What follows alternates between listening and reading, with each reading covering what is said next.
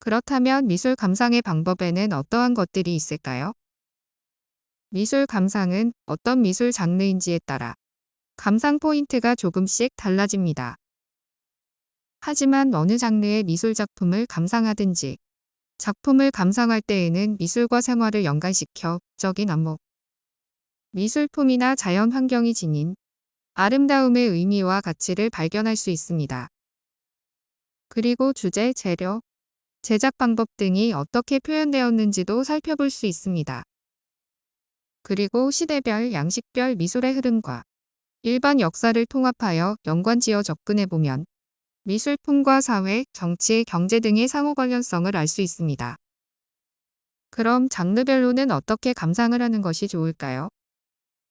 회화의 경우에는 작가가 표현하고자 하는 주제와 재료의 효과, 표현 기법, 형, 색, 질감, 양감 등의 조형 요소를 알아보면서 감상합니다. 조각은 작가의 표현 의도, 재료와 용구에 따른 표현 방법과 재질감, 양감, 공간 등을 염두에 두고 감상합니다.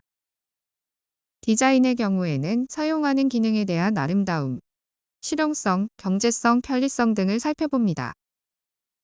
공예는 아름다움과 기능성이 어떻게 조화를 이루고 있는지 살펴봅니다. 서예의 경우에는 전체의 구성과 글의 짜임, 붓과 먹의 사용 방법과 글씨의 의미를 함께 염두에 두고 살펴봅니다. 건축은 공간의 기능성, 자연 환경과의 조화, 내부와 외부의 디자인적 요소를 살펴봅니다. 미술 감상은 감상 태도에 따라서도 구분할 수 있습니다.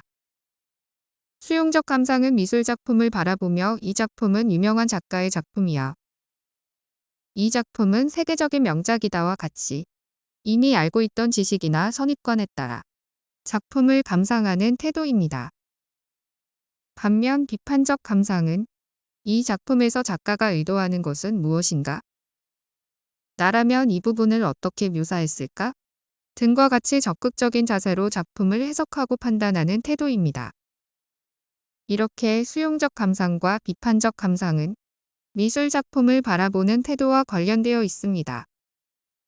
그리고 이는 어느 한쪽에 치우치지 않고 수용적이면서도 비판적인 감상을 동시에 하는 것 또한 가능합니다.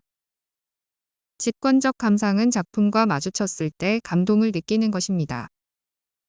이 작품은 이런 점에서 훌륭하다고 할 수 있어와 같이 여러 요인들을 따지지 않고 편안하게 작품을 대하면서도 보이는 그대로 감상하는 것을 의미합니다.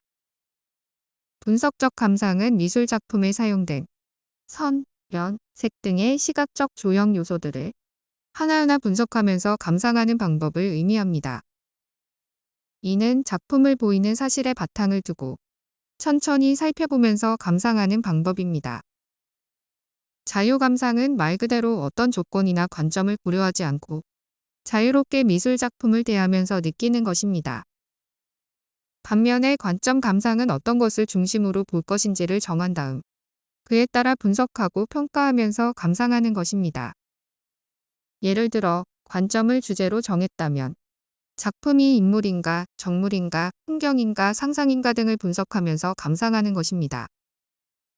그리고 재료로 정했다면 수채물감인가, 수묵인가, 유화물감인가 등을, 구도로 정했다면 동적인가, 정적인가 등을, 색채로 정했다면 따뜻한가, 차가운가 등을, 양식으로 정했다면 사실적인 작품인가, 추상적인 작품인가, 초현실적인 작품인가 등을 분석하며 감상하는 방법입니다.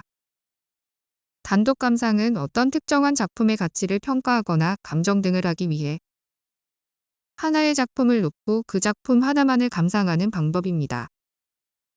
반면 비교 감상은 같은 성질을 갖고 있는 작품들을 서로 연결하여 비슷한 점이 무엇인지 살펴보거나 서로 다른 점이 무엇인지 찾아내어 대조하며 감상하는 방법입니다. 전체 감상은 작품 전체를 보면서 직감적으로 느낀 감정대로 작품의 주제와 소재, 재료, 방법 등을 살펴보는 것입니다. 그리고 세부 감상은 전체를 나누어 세부적으로 작품을 살펴보는 방법입니다.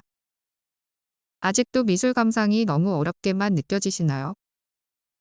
사실 미술 감상에 정답은 없습니다. 마치 미술 감상을 수학 문제 푸는 것처럼 혹은 과학적 사실을 이해할 때처럼 분석적, 지적으로만 대한다면 미술이 수학과 과학보다도 어렵게 느껴질 것입니다. 미술 작품은 작가의 생각, 감정을 시각적인 모습으로 나타낸 것입니다. 그렇기 때문에 미술 작품을 대할 때 처음에는 작품에 대한 전체적인 느낌을 먼저 얻고 그 내용을 찬찬히 들여다보면 발견하지 못했던 것들이 보이기 시작할 것입니다.